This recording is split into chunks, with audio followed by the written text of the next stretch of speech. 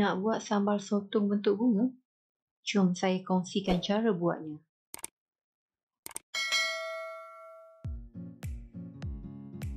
Okey, sebelum masak sambal, saya akan tunjukkan dulu cara untuk potong sotong ini supaya menjadi bentuk bunga yang cantik.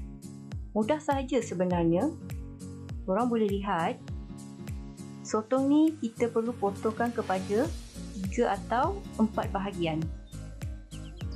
Kemudian, ambil satu bahagian yang dah dipotong tadi dan potongkan lagi kecil-kecil supaya nanti bila dimasak, ia akan berubah menjadi bentuk bunga yang cantik.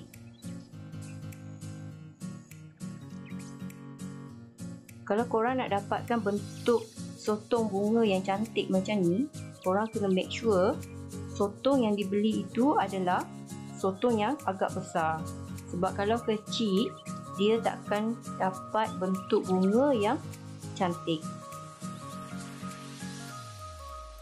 Sebenarnya tak susah pun nak buat sambal sotong bentuk bunga ni, cuma kita tak tahu sahaja caranya.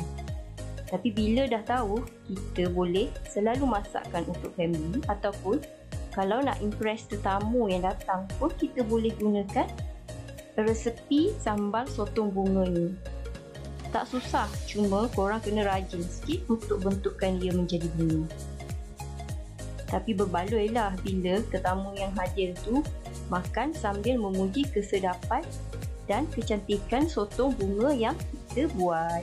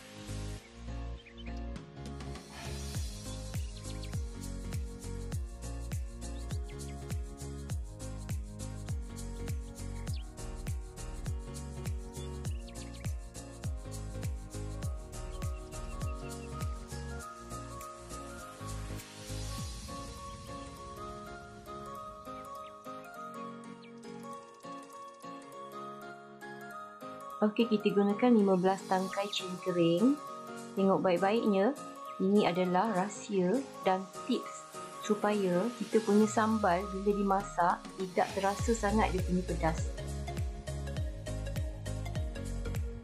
Cili ni kita potongkan kepada beberapa bahagian, kemudian kita potongkan bahagian tengahnya and then buangkan dia punya biji. Cara ni memang agak renyah sikit, tapi berbaloi untuk kita buat. Bila anak-anak kecil kita pun suka untuk makan sambal, sebab sambal ni rasanya tak pedas sangat.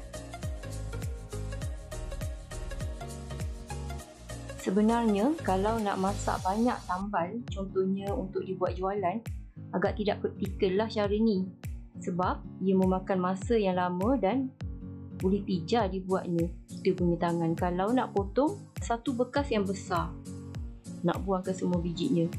Tapi kalau untuk buat makan family, berbaloi, sebab cili yang digunakan tak banyak sangat. Bila kesemua cili kering ni dah siap dipotong, bolehlah kita rebuskan ia di dalam air yang mendidih sehingga cili kering ini menjadi lembut. Kemudian toskan dan bersedia untuk di blender.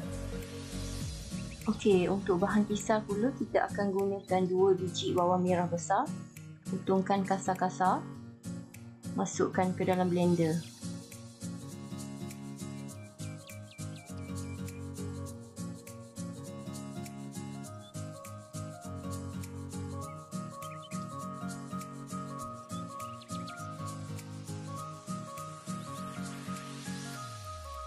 Seterusnya 2 inci halia juga potong kasar.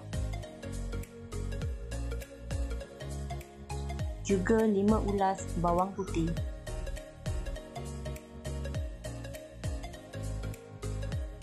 Dan masukkan ke semua cili kering yang kita dah buangkan ke semua bijinya. Masukkan sedikit air.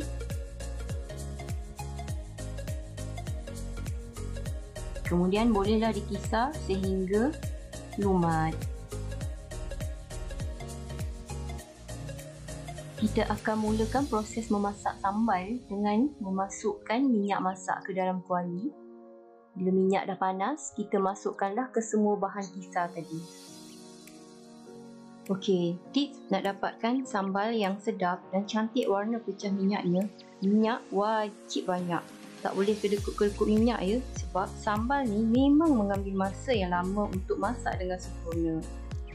Kalau kita gunakan minyak yang sedikit, sambal tak akan masak dengan sempurna dan cepat hangit. Bila kita dah nampak sambal pecah minyak untuk kali pertama macam ni, kita masukkan separuh mangkuk air asam jawa.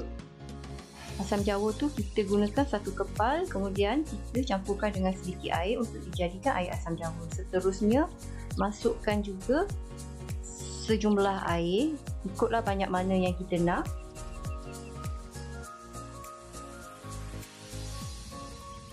Separuh keping gula melaka yang telah dipotong-potong kecil. Perkara wajib buat bila masak sambal ni, wajib kena selalu kacau, tak boleh malas-malas. Kalau tak selalu kacau, sambal akan senang hangit dan tak dapat dimasak dengan sempurna. Gunakan api yang sederhana, jangan besar sangat dan juga jangan kecil sangat, sedang-sedang aja.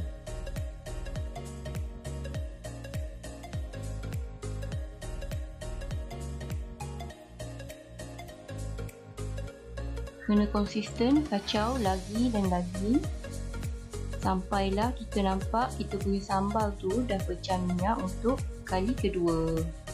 Okey, inilah yang dikatakan pecah minyak. Untuk yang baru belajar masak sambal dan tak tahu apa yang dimaksudkan dengan pecah minyak sambal, okey, kita boleh lihat kat sini. Inilah yang dinamakan sebagai pecah minyak. Bila mana kita nampak minyak tu dah terbit di permukaan masakan. Atau dengan kata mudah, minyak tu dah timbul di permukaan masakan. Lagi satu, kita boleh nampak warna sambal ni dah bertukar menjadi merah gelap yang cantik. Masukkan 2 sudu teh garam bukit.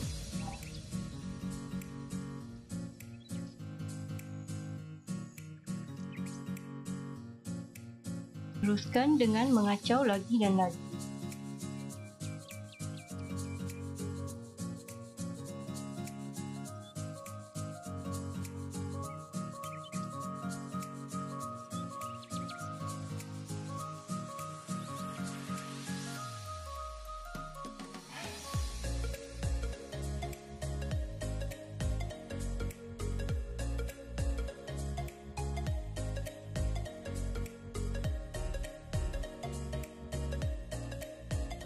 Masukkan lagi sejumlah air untuk kali kedua.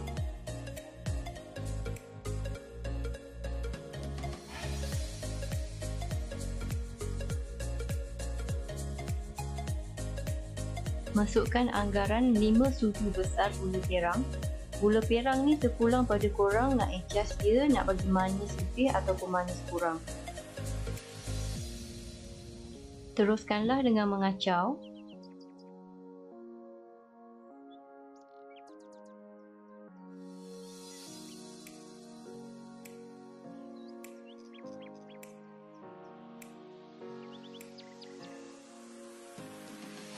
Bila semua bahan dah dimasukkan dan sambal pun dah pecah minyak kali kedua, sebenarnya sambal kita ni dah siap untuk dijadikan sebagai asas sambal nasi lemak. Tapi disebabkan resepi kita kali ni adalah resepi sambal sotong bunga, jadi kita teruskan proses seterusnya dengan memasukkan sotong bentuk bunga.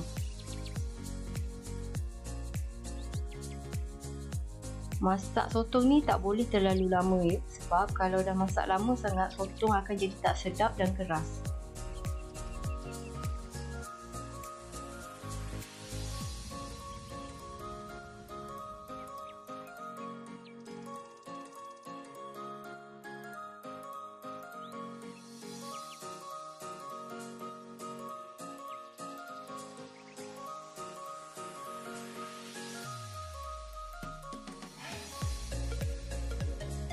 Nampaknya soto pun dah masak dan bunganya pun dah kembang dengan cantik. Bolehlah ditutup api dan sedia untuk dihidang.